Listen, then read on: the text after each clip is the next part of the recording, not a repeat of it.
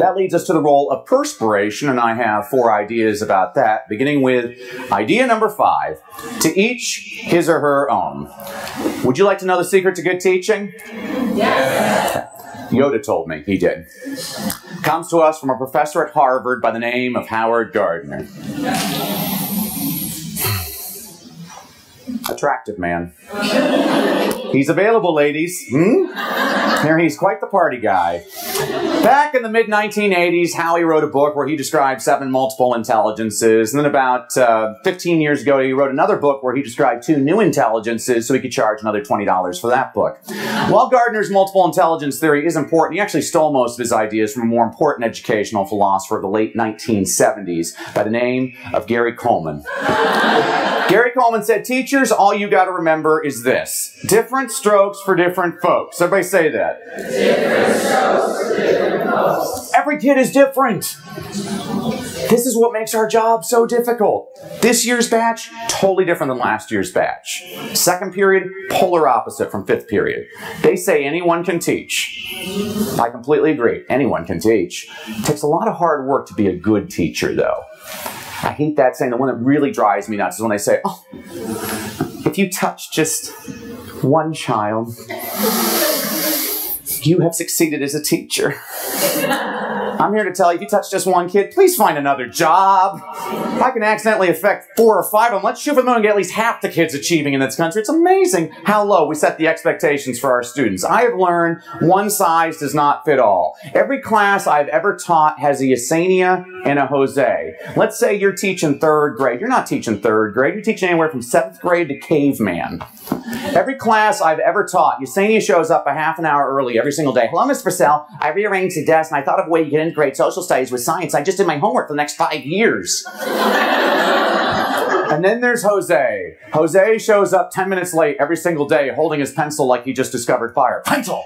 Pencil! And in my experience, Yesenia gets transferred within 3 weeks and Jose never misses a day of school. Which is fine. I became a teacher for Jose, not Yesenia. She's going to do fine with or without me. I can actually have a real impact on Jose. And Yesenia needs me too, just in a very different way. And this is what we're going to talk about today. I mean, I think one of the silliest things we strive for in American education is equality. Kids don't need to be treated equally. They need to be treated fairly. Some kids don't require much attention. Some kids require a lot of extra attention. We got to give every kid exactly what it is that they need. It's almost as silly as the reading wars. You know, I've been in higher education now for over 15 years, and they're still debating on how do you teach kids how to read. You got the people over here that believe the way you teach a kid how to read is alligator, ball, cat. Because that's the way we all speak, right? Then you got the people over here. What's your name? Laura. Laura, I want you to take this book home, Laura. Put it under your pillow. And when you wake up, you'll know how to read, Laura. And I'm being facetious because we know if you want to learn how to read, knowing some of the blends is pretty important, right? It certainly is. And having opportunities to read for fun is somewhat important, isn't it? Certainly is. But we know a balanced approach is what we need to do. But this is what I've learned as a teacher. If I got a kid that loves sitting there doing phonics worksheets, what should I do? Give them phonics worksheets. If I got a kid that loves sitting in the corner reading on her own, what should I do? Let her. School was built for them, not for me. I mean, I'm not a hooked-on phonics guy because I used to teach kids that stuttered. I was trying to get them hooked off phonics. They're like, ball. I'm like, no, it's just ball. All right?